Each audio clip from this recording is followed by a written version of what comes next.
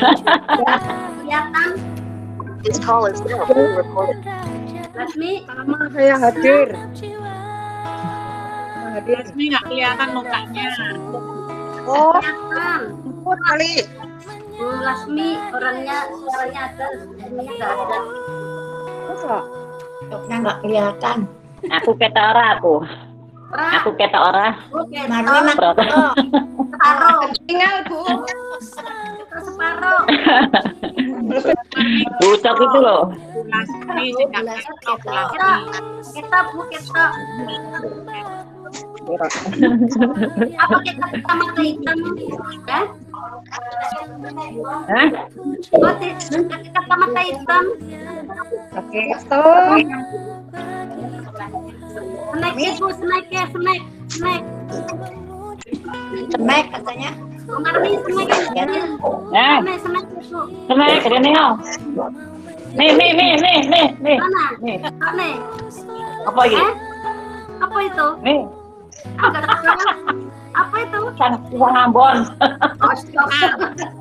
Apa Bu? Aku di dapur. Pisang Ambon. Oke, Bapak Ibu, udah jam 7, kita mau mulai yuk ya. Ya. Malam nih, kita mau mulai ya. PRT kita pada kesempatan malam hari ini ya. Kita akan memulai PRT kita. Mungkin supaya kita nggak terlalu ini juga, kita akan biar ada sedikit perubahan gitu ya. Jadi biasanya kan kita mulai doa terus nyanyi. Nah sekarang kita nyanyi dulu terus baru kita nanti doa langsung baca Alkitab ya. Kita ubah sedikit metodenya.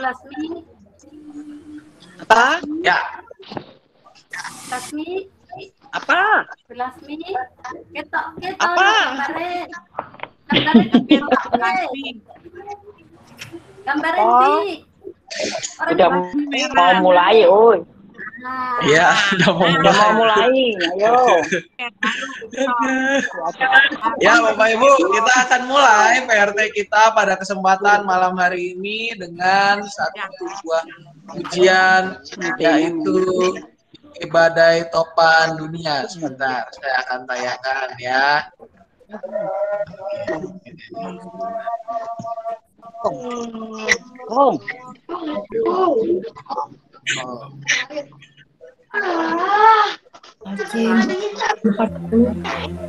Acim 440.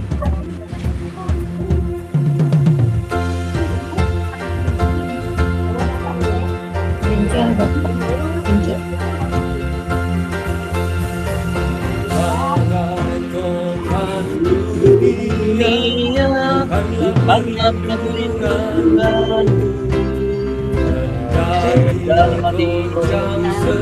Selamat malam.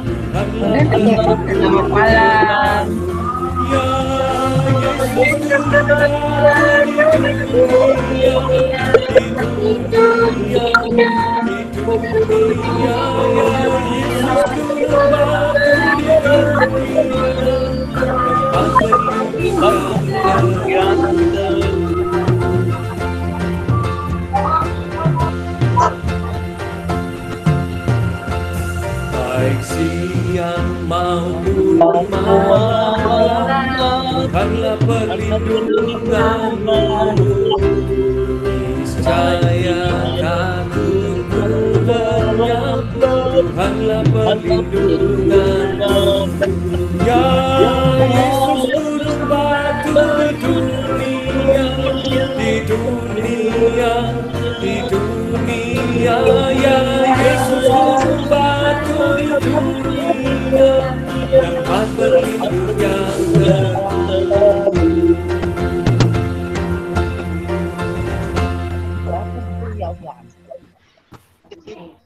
Ya, kita akan melanjutkannya dalam doa.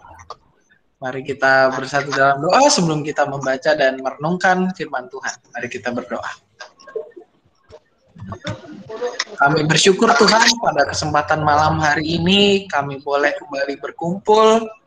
Ya Bapak, di tengah situasi yang membatasi kami untuk dapat bersama-sama berada di satu ruangan. Kami bersyukur ya Bapak, di tengah keterbatasan kami boleh bersekutu tetap ya Bapak, bersama-sama sekalipun berbeda tempat. Kami bersama-sama terus memuliakan nama-Mu.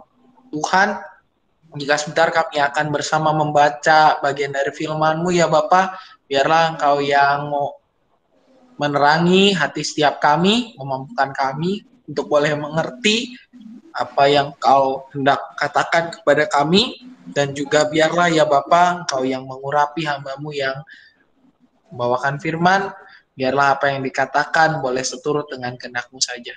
Dalam nama Anak Tuhan Yesus Kristus kami berdoa. Amin. Bacaan kita pada kesempatan sore hari ini diambil dari 2 Korintus, ya Bapak Ibu ya, surat 2 Korintus pasal 12 ayat pertama sampai 10. 2 Korintus 12 ayat pertama yang ke-10. Ya, kita akan sama-sama dengarkan pembacaannya. Bagi Bapak Ibu yang sudah siapkan Alkitab, boleh dibacanya dalam hati karena ini akan dibacakan pakai audio. Oke, kita coba panggilkan yang membacanya ya. Aku harus bermegah, sekalipun memang hal itu tidak ada faedahnya. Namun demikian, aku hendak memberitakan penglihatan-penglihatan dan penyataan-penyataan yang kuterima dari Tuhan. Aku tahu tentang seorang Kristen 14 tahun yang lampau, entah di dalam tubuh, aku tidak tahu, entah di luar tubuh, aku tidak tahu. Allah yang mengetahuinya. Orang itu tiba-tiba diangkat ke tingkat yang ketiga dari surga. Aku juga tahu tentang orang itu. Entah di dalam tubuh, entah di luar tubuh, aku tidak tahu. Allah yang mengetahuinya. Ia tiba-tiba diangkat ke Firdaus. Dan ia mendengar kata-kata yang tak terkatakan, yang tidak boleh diucapkan manusia. Atas orang itu, aku hendak bermegah. Tetapi atas diriku sendiri, aku tidak akan bermegah. Selain atas kelemahan-kelemahanku. Sebab sekiranya aku hendak bermegah juga, aku bukan orang bodoh lagi. Karena aku mengatakan kebenaran. Tetapi aku menahan diriku, supaya jangan ada orang yang menghitungkan kepadaku lebih daripada yang mereka lihat padaku, atau yang mereka dengar daripadaku. Dan supaya aku jangan meninggikan diri karena penyataan-penyataan yang luar biasa itu. Maka aku diberi suatu duri di dalam dagingku, yaitu seorang utusan iblis untuk menggocoh aku, supaya aku jangan meninggikan diri.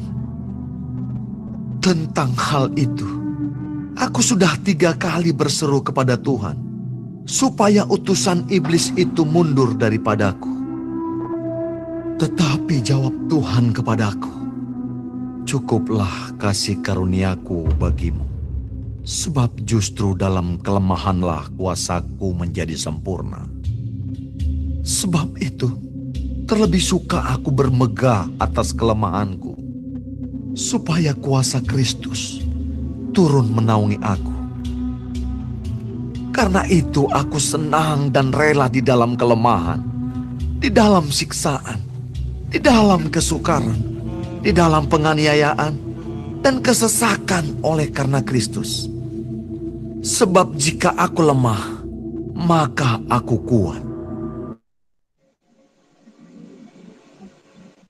Demikian pembacaan Alkitab kita. Yang berbahagia ialah setiap kita yang tidak hanya membaca, namun juga merenungkan serta melakukan firman Tuhan dalam kehidupan setiap hari. Nah, Bapak Ibu serta saudara-saudari sekalian, hari ini tema kita berbicara soal cukup ya. Cukuplah kasih karunia.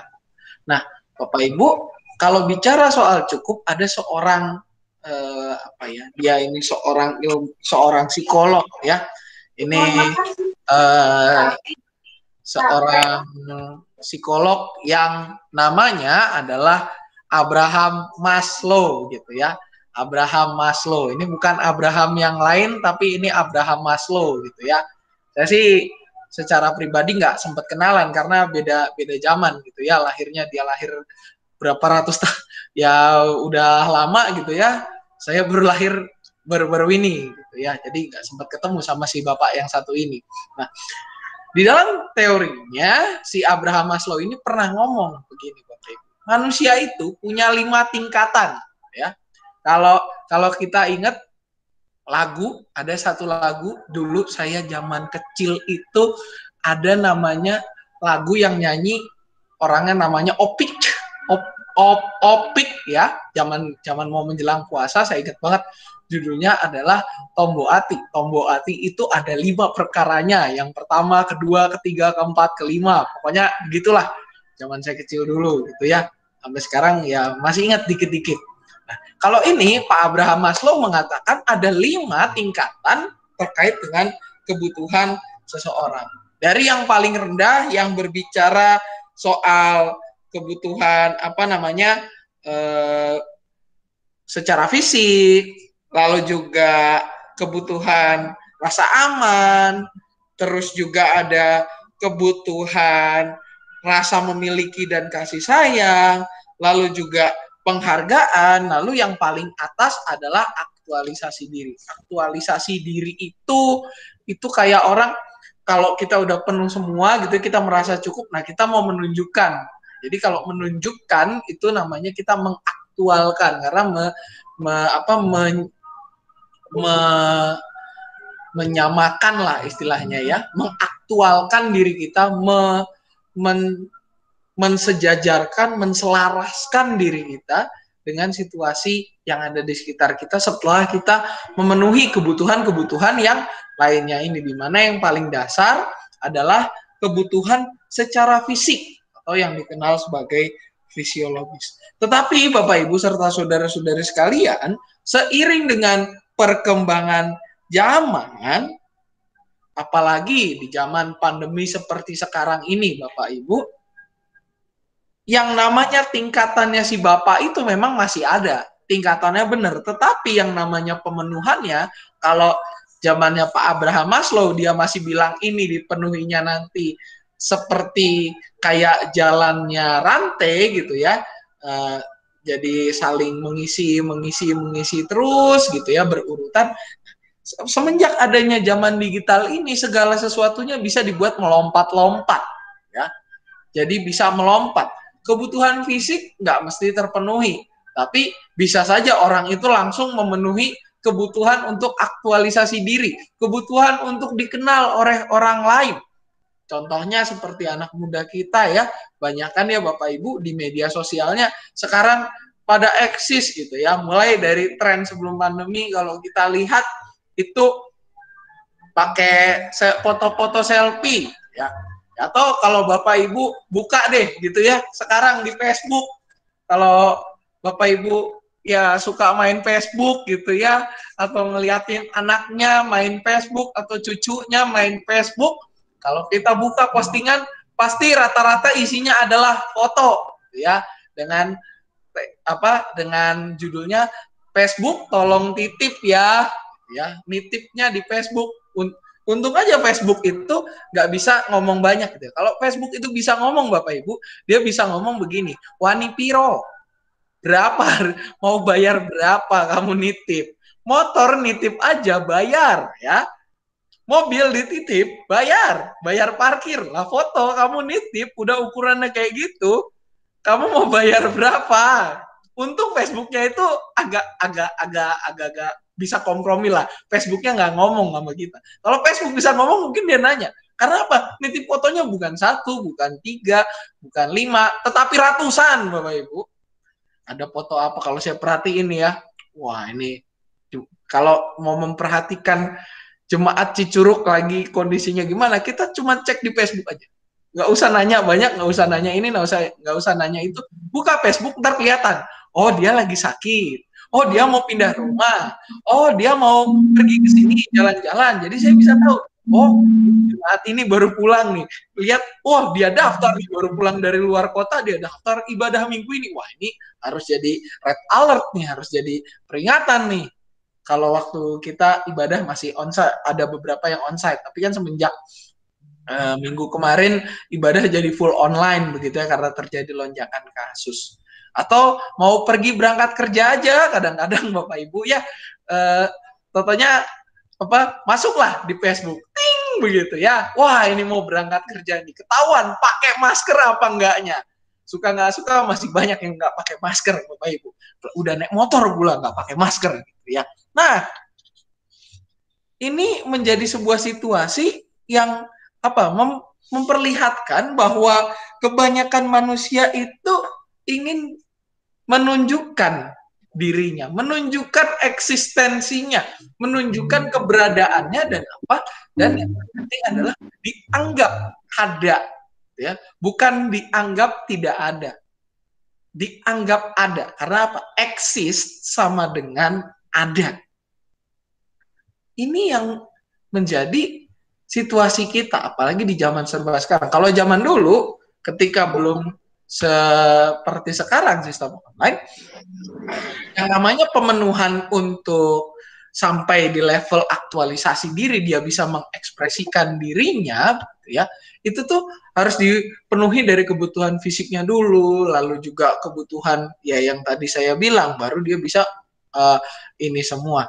Nah, tetapi kalau zaman sekarang ketika pandemi, Bapak Ibu, orang nggak perlu memenuhi kebutuhan fisik, nggak perlu memenuhi kebutuhan rasa aman, nggak perlu memenuhi ini, dia langsung bisa mengatakan bahwa saya ini adalah influencer, saya ini YouTuber terkenal, ini saya punya Facebook loh, saya eksis di dunia Facebook, dan segala rupanya. Makanya kalau kita lihat sekarang, dunia media sosial itu lebih rame daripada dunia nyata.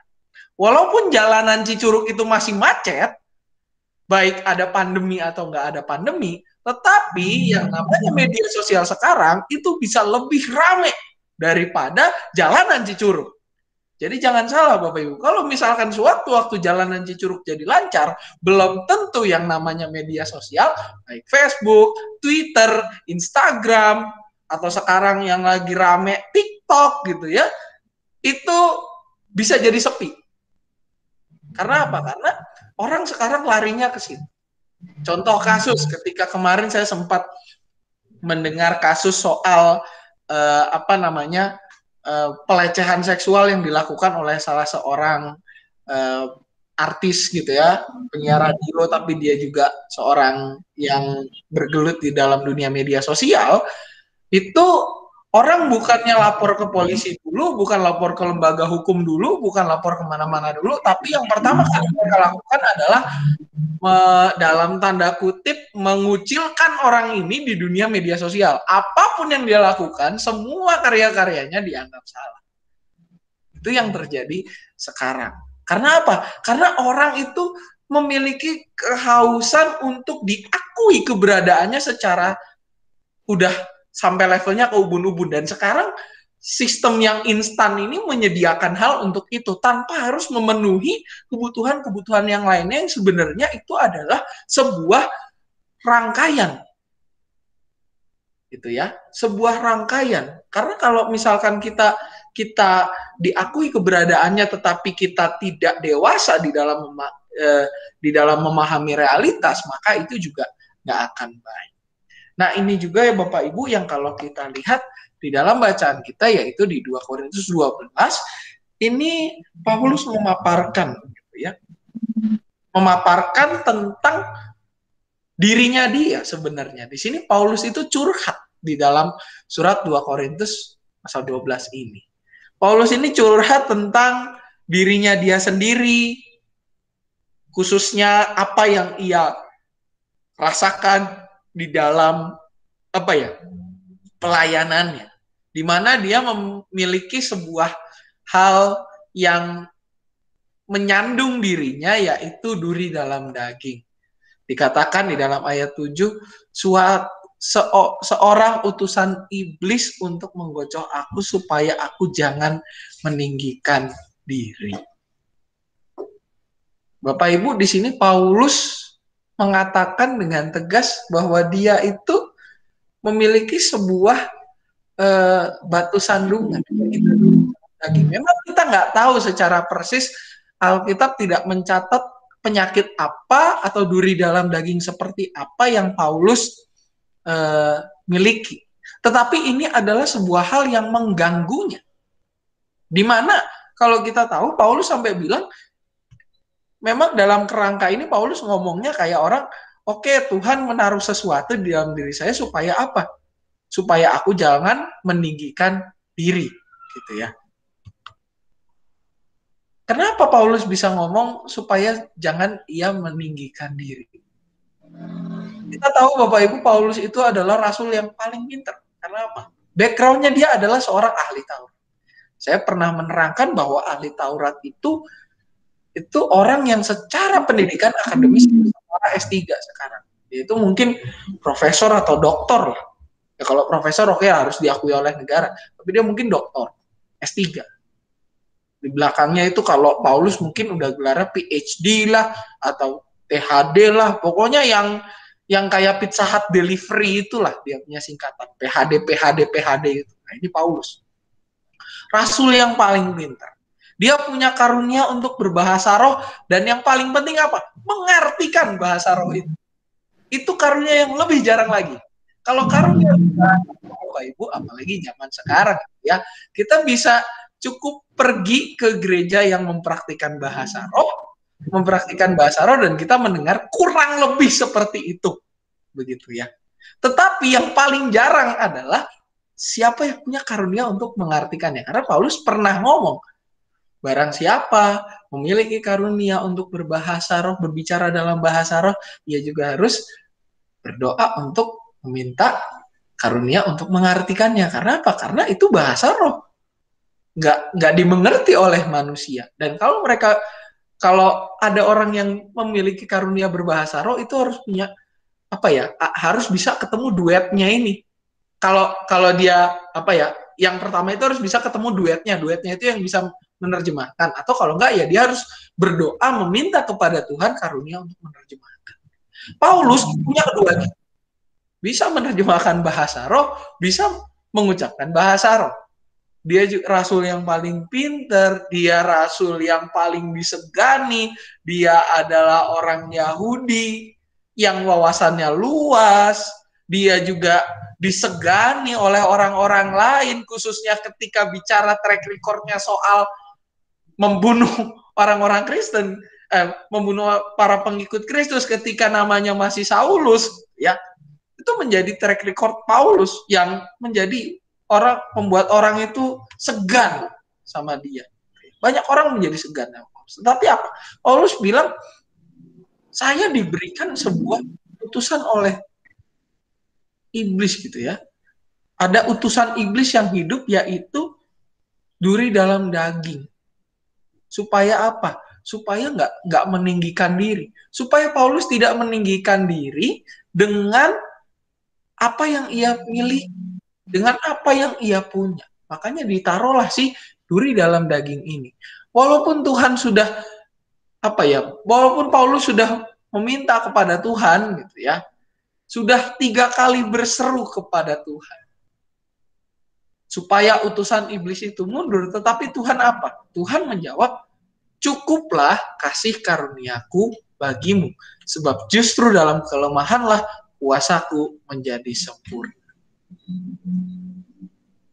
Di sini Paulus selain curhat begitu ya, dia juga mengungkapkan sebuah hal yang membuatnya nyaman dengan keberadaan si duri dalam daging ini. Selain dia mengakui bahwa itu untuk mengantisipasi supaya dia tidak menyombongkan diri, tetapi juga yang kedua adalah supaya apa? Supaya dia mendekatkan diri kepada Tuhan, bahwa Tuhanlah sumber yang memenuhinya. Bukan kesombongan, bukan hal yang ia miliki, bukan hal yang pernah ia miliki, bukan hal yang terkait dengan track recordnya, tetapi sumber sukacitanya, sumber aktualisasi dirinya itu semata-mata hanya karena kasih karunia Tuhan saja. Cukuplah kasih karuniaku bagimu. Ini menjadi sebuah pesan yang sangat sulit untuk dilakukan. Paulus di sini mengatakan cukuplah kasih karuniaku ini juga apa ya? Dia bermegah dalam atas kelemahan supaya kuasa Kristus turun menaungi aku. Di ayat 10 dia ngomong, karena itu aku senang dan rela di dalam kelemahan.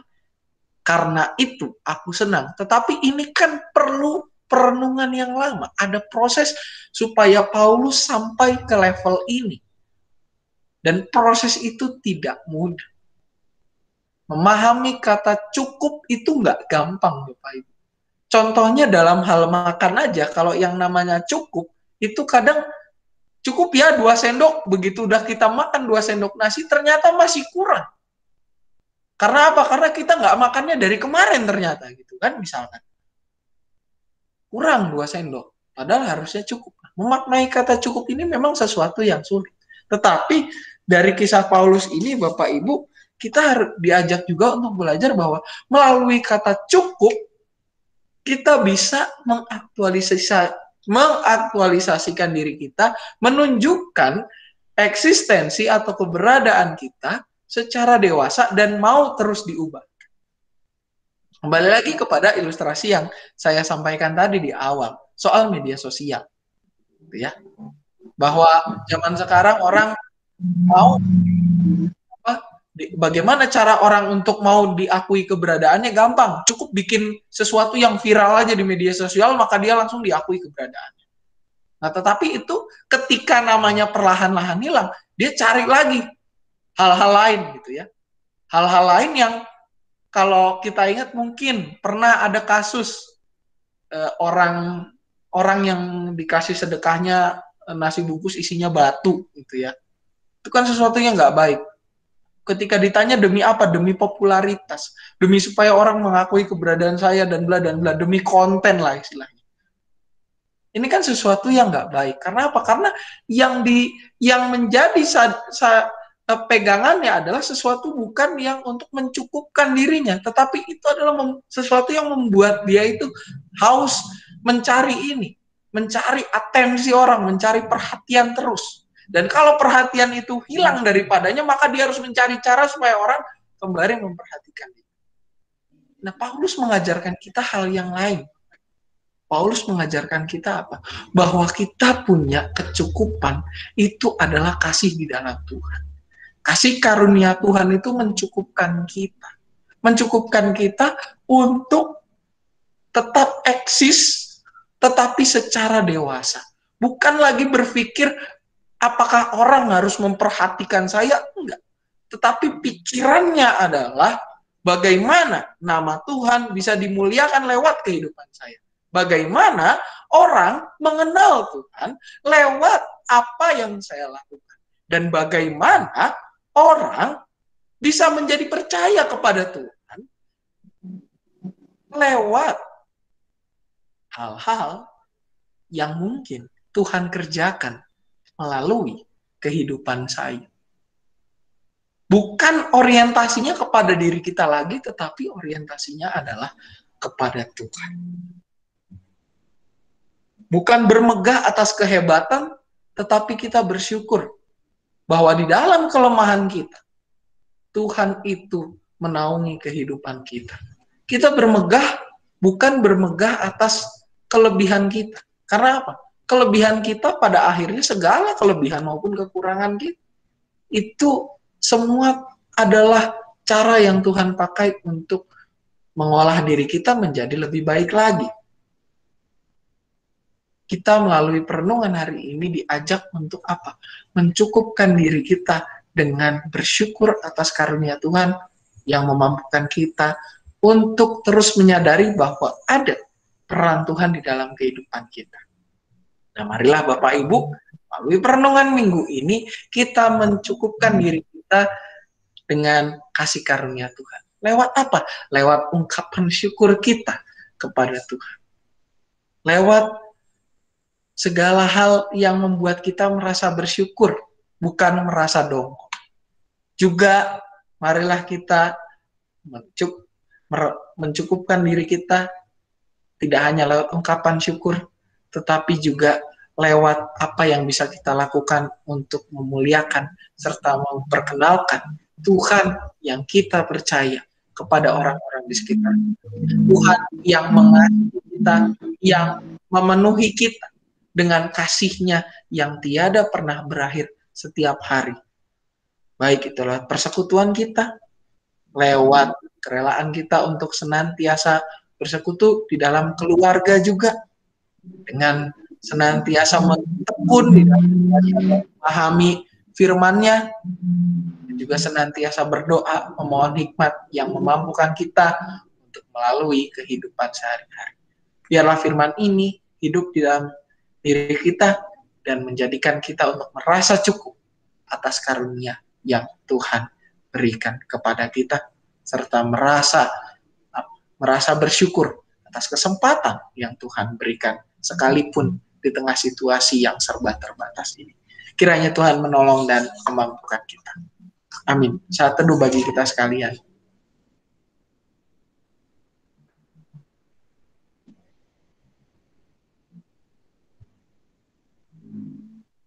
Saat teduh selesai, Bapak Ibu, kita akan menaikkan doa-doa syafaat kita. Ada beberapa hal yang akan kita doakan bersama pada kesempatan malam hari ini.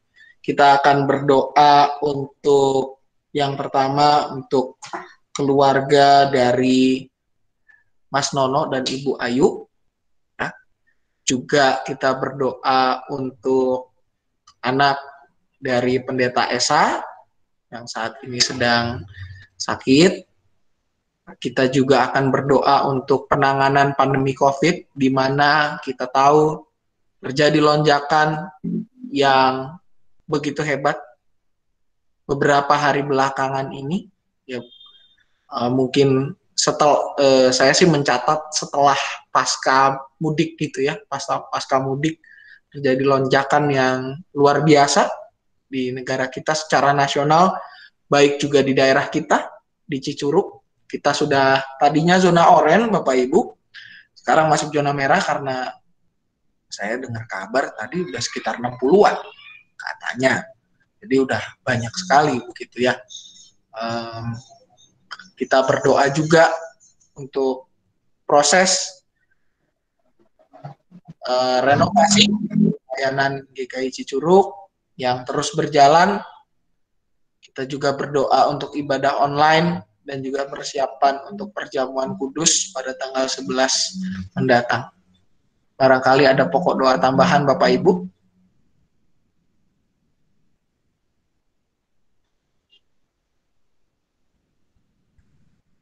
Ya, Bu Korin? Bu Korin, mic-nya belum nyala. Para medis, Pak. Oke. Ya, Bu Dina? Mampukan kami. Ibu Tina, mamanya Keisha, untuk terus dipulihkan.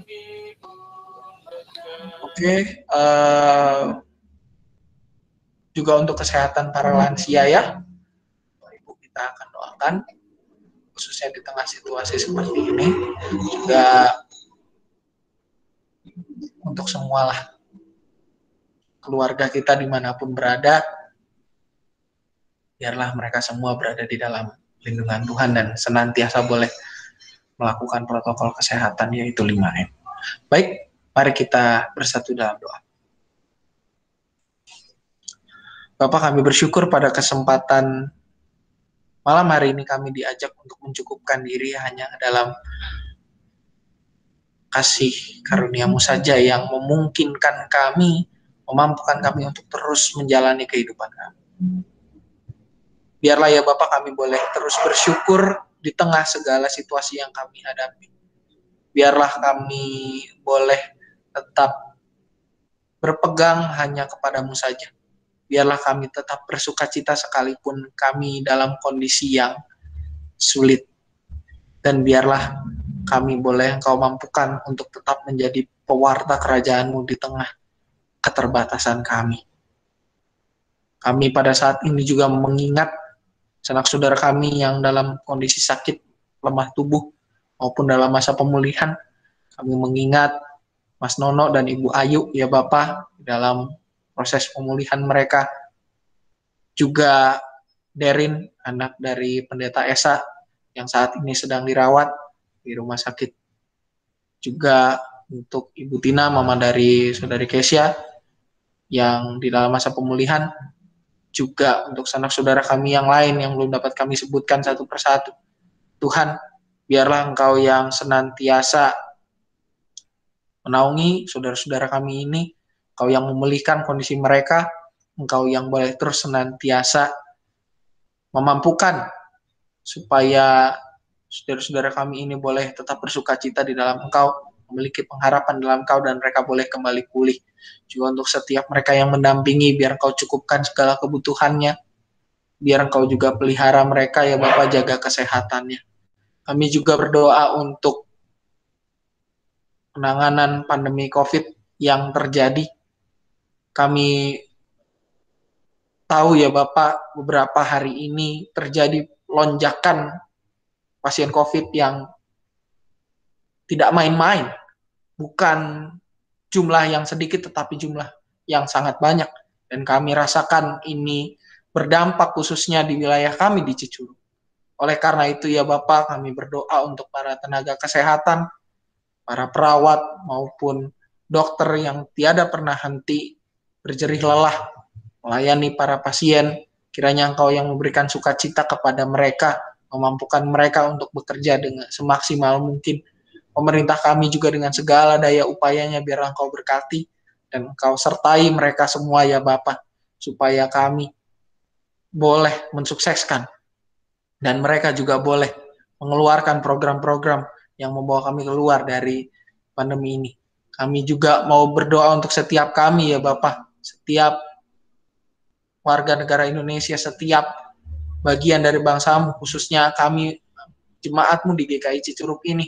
Biarlah kami juga boleh senantiasa ingat akan protokol kesehatan, senantiasa menggunakan masker kemanapun kami pergi, mengurangi perjalanan kami, mengurangi kegiatan yang mengumpulkan banyak orang, mengurangi hal-hal yang tidak perlu jika kami tidak perlu keluar, maupun juga memampukan kami untuk mengingat dan melakukan penjagaan kebersihan kepada area sekitar kami. Biarlah kami juga boleh mensukseskan program pemerintah untuk mengatasi pandemi yang terus menghantam bangsa dan negara kami ini.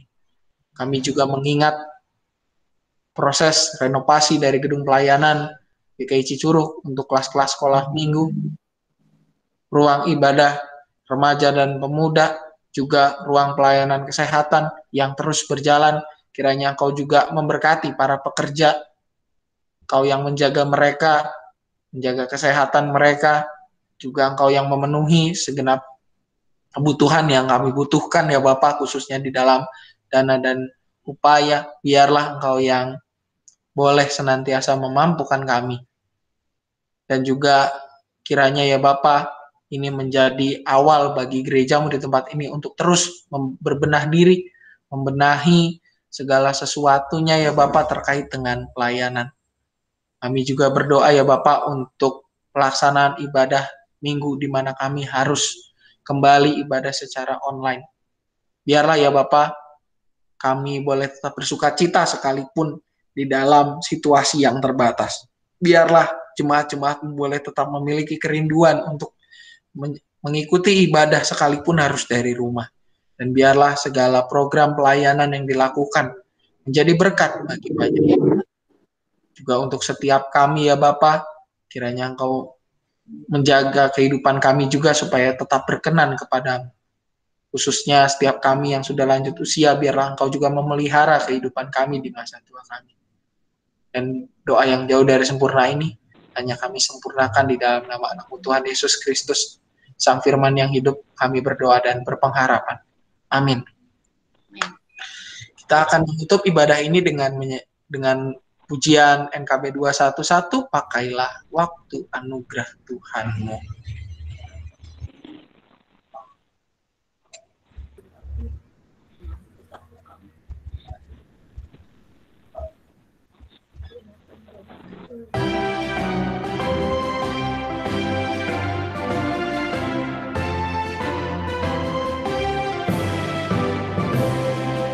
Pakailah waktu anugerah Tuhan-Mu, hidupmu singkat bagaikan kembang.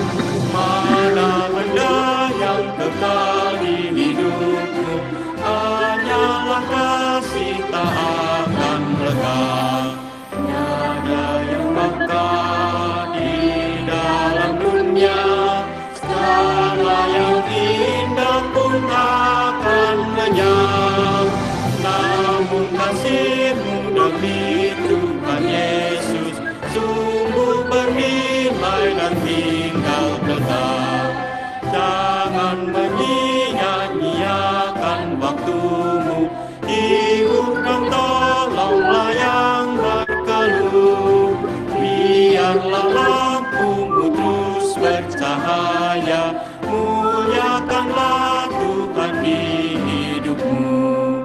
Tiada yang bakal di dalam dunia, segala yang indah pun akan lenyap. Namun kasih-Mu demi Tuhan Yesus sungguh bernilai dan tinggal tetap.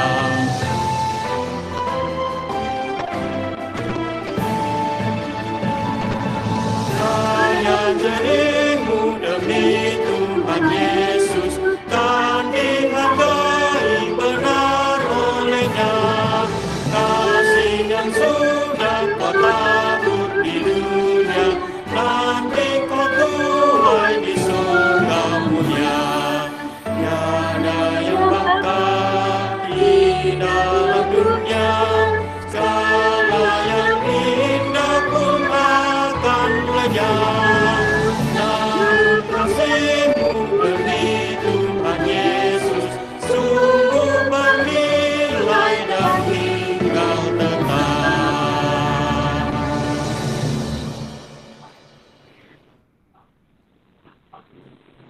Baik Bapak Ibu, ibadah PRT lansia kita pada kesempatan malam hari ini telah selesai. Apakah ada pengumuman terlebih dahulu Bapak Ibu? Sebelum saya sampaikan pengumuman. Ini buat lansia ya? Iya Bu, mau buat KD juga boleh. Bukan yang itu karena ada kegiatan, jadi yang untuk kesin, untuk guru ya. Ya, silakan Bu, boleh. Untuk guru kami tunda dulu, dikarenakan kegiatan kita tuh untuk yang kena COVID. Oke. Minggu depan, Jumat depan kita ngadakannya. Jadi yang vaksin kemarin yang vaksin tahap pertama kedua kan harusnya kan keduanya besok nih ya Bu ya. Jumat ini. Jumat ini lusa. Ya, jadi ditunda dulu berarti ya Jumat Bu ya. Depan. Jumat minggu vaksinnya depan. juga belum ada. Ya mudah-mudahan langsung dikirim ya Bu ya. Ya, itu aja. Terima kasih Bu Korin. Jadi Bapak Ibu yang kemarin tahap 1 gelombang 2 itu sekarang kan harusnya Jumat besok nih tahap 2 gelombang 2-nya. Nah, ini ditunda jadi ke Jumat minggu depan gitu ya. Jumatnya tanggal 2 Juni. 2 Juli 2021. Gitu. Bulan Juli. Ya, bulan Juli. Saya salah lihat kalender. Gitu. Ya, terus untuk ini ibu-ibu sama bapak-bapak tolong jaga kesehatan imun kita yang jadi happy, kita jangan mikirin sesuatu. Jadi Hati yang Bilang gembira terus Pak Sam, adalah ada obat. sinyal. Ya lanjut Bu Jadi Kori. hati yang gembira adalah obat. Jadi kita jangan sampai tubuh kita lemah karena berpikir ada COVID di sini-sini. Jadi kitanya jadi sugesti, jangan merasakan. Jadi kalau bisa baiknya kita minum air hangat. Tiap hari apapun kita minum air hangat. Air hangat itu yang penting bagi kita. Terus makanan juga jangan makan banyak goreng-gorengan ibu-ibu, bapak-bapak sementara ini. Karena kondisi kita kalau masuk rumah sakit, sekarang rumah sakitnya kurang tempat lagi, tempat orang mau udah seperti orang apalah pokoknya di rumah sakit itu. Jadi kita jaga diri aja sendiri, makan vitamin, banyak makan buah, sayur. Yang penting itu buah aja, buah sama air hangat, itu aja. Jangan terlalu banyak makan. Kalau kita pusing sedikit, jangan ntar obat. Kalau bisa istirahat teratur. Karena yang lansia sekali kena itu bahayanya. Jangan sampai aja. Saya kasihan sama yang lansia untuk jaga jangan sampai di tempat-tempat kerumunan, arisan-arisan, pertemuan itu tundahkan aja. Kalau ada saudara-saudara kita dari Bekasi, Jakarta mau berkunjung, ditahan dulu, jangan langsung aja dulu, pending aja pokoknya gitu. Karena yang ini aja kali ya Bu ya, pakai video call aja ya Bu ya, lebih aman ya, kan? Karena kejadian ini karena melonjak gara-gara dari luar, yang datang dari luar ini yang akibatnya gara-gara ada kemarin kejadian mereka buat pertemuan singkat, arisan lah. Ada yang Islam itu suka buat pengajian itu akhirnya kena orang luar datang satu kompleks kena. Jadi itu sekarang di tempat kita sudah satu kompleks kena, ada yang sudah berapa orang meninggal, itu sudah zona merah. Itu yang kalau dibilang dalam satu kompleks itu ada 5 rumah dekat dari kita, 5 rumah itu sudah dianggap zona merah. Jadi ibu-ibu kalau di lingkungan kita ada yang COVID, jangan pada takut. Yang penting jangan dekat sama mereka, itu aja. Tapi berikan semangat bagi keluarga kita, tetangga kita yang lagi kena COVID. Jangan kenakan sesuatu kalau misalnya mereka butuh bantuan belanja, taruh aja di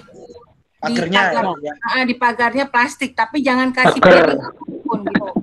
Jadi itu aja saya sampaikan. Kalau sudah kena COVID satu rumah, jangan satu rumah ditempatkan. Kalau bisa ngungsi dia di satu rumah, dia sendiri. Kalau di keluarga kita kena gitu loh Bapak Ibu. Jadi jangan dalam satu rumah itu di somahnya dia di kamar tapi tetap aja nggak bisa, tetap kena semuanya. Tuh, oke, itu aja saya sampaikan. Kami lagi kewalahan ini. Terima kasih. Ini saya di grup grup Satgas Covid SW Jawa Barat, memang rumah sakit semua full, Jabodetabek full. Bandung juga agak kesulitan gitu ya. Kemarin benar Pak. Nah, terus juga di Jakarta ada beberapa pendeta yang juga ya terinfeksi, saya lihat di grup pendeta. Jadi Bapak Ibu bukannya gimana ya, ini mengingatkan kita untuk terus mempraktikkan protokol kesehatan 5M. Masker, tangan, kalau gitu. Masker juga, kalau pakai masker yang ini kain, pokoknya sudah pakai udah 4-3 jam, jangan dipakai lagi, ganti yang baru. Itu yang bisa buat batuk kita, karena kan kotor. Iya. Jadi kalau bisa ditukar, dibuang. Kalau masker yang itu, kalau yang kain kita rendam langsung. Itu aja saya sampaikan. Jangan, karena merasakan oksigen yang itu pun kita terhirup dengan yang kotoran itu dari luar itu yang kita rasakan. Yang penting pokoknya kita sehat, kita happy, jangan dibuat susah hidup ini. Itu aja. Oke. Jangan lupa. Terima kasih Bu Dokter. Selamat pagi, selamat malam. apa Bapak Ibu, jangan lupa untuk form pengisian pendaftaran perjamuan kudus sudah di-share ya Bapak Ibu di apa namanya di grup wilayah. Lalu juga jangan lupa Bapak Ibu kalau pakai masker berkesempatan foto ya, foto di-share. Nanti saya share lagi di Facebook atau di media sosial GKI Cicurug. Sesuai dengan yang gerakan yang saya bilang. Foto apa, Dok? Pak Muel. Foto aja, Pak. Foto selfie gitu, jadi pakai masker ya. Kemarin kayaknya saya contohin gitu ya. Di foto aja gitu ya. Di foto nanti share aja di grup lansia, nggak apa-apa. Bapak Ibu ya, di grup lansia nanti saya share lagi di media sosialnya GKI Cicurug. Supaya apa? Supaya jemaat itu banyak yang tergerak pakai masker gitu loh. Saya masih suka menemukan jemaat nggak pakai masker di kadang kala Bu, apalagi kalau lagi anak saya pemuda gitu ya. Ya yang anak muda ada gitu ya. Kalau yang lansia saya oke lah. Tapi kalau yang rada mudaan tuh kayaknya banyak. Bahkan masuk di Facebook saya lihat, dah ini orang mau berangkat naik motor kagak ada maskernya, itu gimana gitu kan. Itu kita mau apa ya, mau meningkatkan kesadaran kepada masyarakat lah, kepada masyarakat lewat jemaat kita. Dan kalau ada yang nggak pakai masker Bapak Ibu jangan takut untuk tegur gitu ya. Tenang aja, emang sekarang itu kalau nggak pakai masker ada dendanya kok. Tenang aja Bapak Ibu gitu ya. Oke, itu aja ya. Saya pikir itu aja, selain juga untuk form perjamuan kudus, silakan diisi. Jadi belum Pak Sam? Ya Bu, kenapa Bu? Saya udah masuk belum daftaran? Udah kan saya udah bilang Bu. Udah masuk. Ya. Masuk apa? Makasih. Itu ngedaftar Bu, perjamuan kudus. Oh. Itu ya, untuk ibadah kita full online. Mungkin kita akan lihat lagi perkembangannya seperti apa. Sudah mau minggu kedua ini kita mau jalan full online lagi Bapak Ibu. Besok hari Minggu yang khotbah adalah Pendeta Esa ya. Kalau zona merah nggak boleh buka gereja kan Pak? Kenapa Bu? Gereja kan nggak boleh ini kan? Nggak boleh terima jemaat. Iya, kalau zona merah. Umat masuk, iya. Kita tutup sih sementara ini. Jadi kita cuman petugas aja di dalam, Bu. Ya, infonya itu benar. Nah, 60 orang ada yang itu di daerah Cicurug. Cicurug ya, Bu. Jadi waktu saya di rumah sakit kemarin, ya sudah ada berapa orang juga meninggal. Jadi ya itulah saya juga kepada lansia saya khawatir aja, jangan sampai kita, apalagi Bu Min sudah ini kan. Iya. Kita belajar lah. Ya oke, itu aja saya sampaikan. Ya. Baik, Bapak Ibu, terima kasih atas partisipasinya pada kesempatan PRT malam ini. Sampai jumpa di PRT berikutnya. Tuhan Yesus memberkati. Selamat malam. Malam juga semua Bapak. Terima kasih. Selamat malam, makasih. Sampai jumpa.